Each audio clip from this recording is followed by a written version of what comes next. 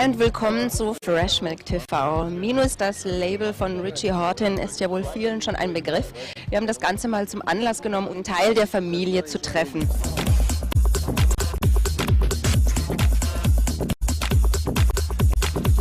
Troy Pierce, Magda, Conrad Black und Matthew Deere. How would you describe your styles in your music? Bass in your face. It's better for everyone else to describe everyone else's style. Yeah. I think this is better. Okay, go Matt, I'll describe Matt. Okay. Sometimes dreamy melodies, but always really good bass lines, and it's not minimal, it's good listening music that you can also dance to really well.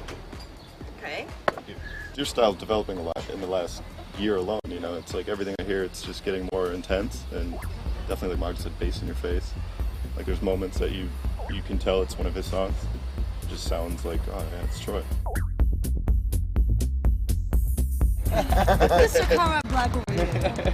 Huge hooks that I can walk away singing. Gang, gang, gang, gong. Like you have to, because then when you leave, how do I buy that record? Well, it's the one record that goes what? I don't know. Can't help you. No, I can't, but like... Miss Magda here, she's always, the thing that I really love about her records is that they always have this kind of like one really nasty like hook of a bass sound, you know? Hers are always this kind of drop with this, you know? And I'm like, whoa, what is this, you know? So then when I find out it's hers, I'm like, perfect.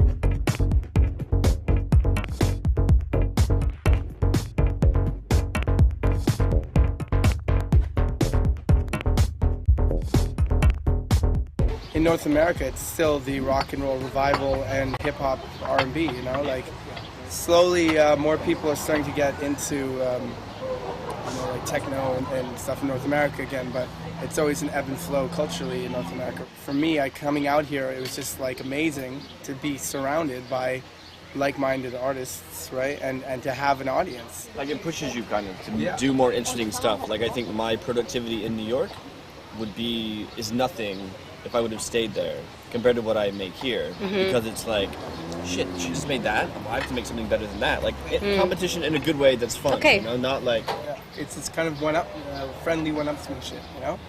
One-upsmanship. And it makes you much more productive.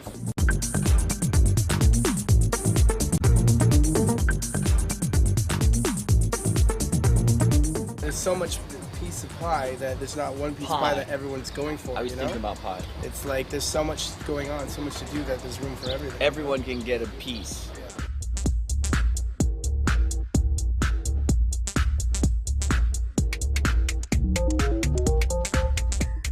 You know, I sit down in the studio and work on a loop, you know, as long as I can.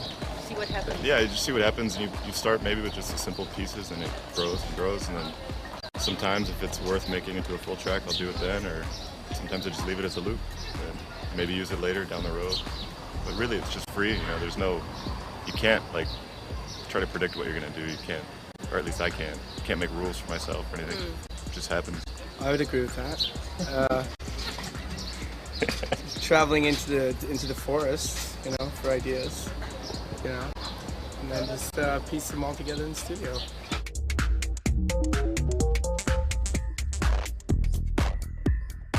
I have a little system of writing down my own kind of notation. So if I'm sitting here and I have an idea for a hook, then I can write it out in this grid that I kind of created. Yeah. That's one of the best things about this music is there's no one way to do it, and even if everybody's using the same programs and a lot of the same equipment, there's so many different patterns and so many different techniques you can use that everybody can sound different. Everybody can have their own ideas.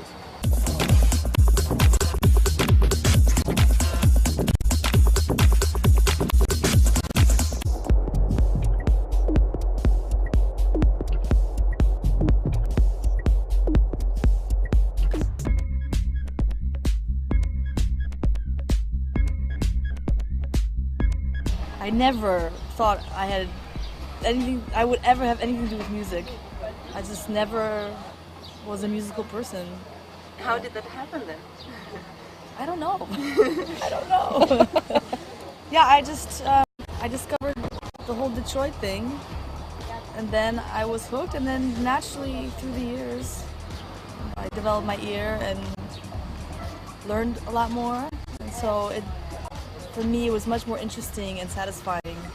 Maybe I'm too impatient to stick with art. I don't know.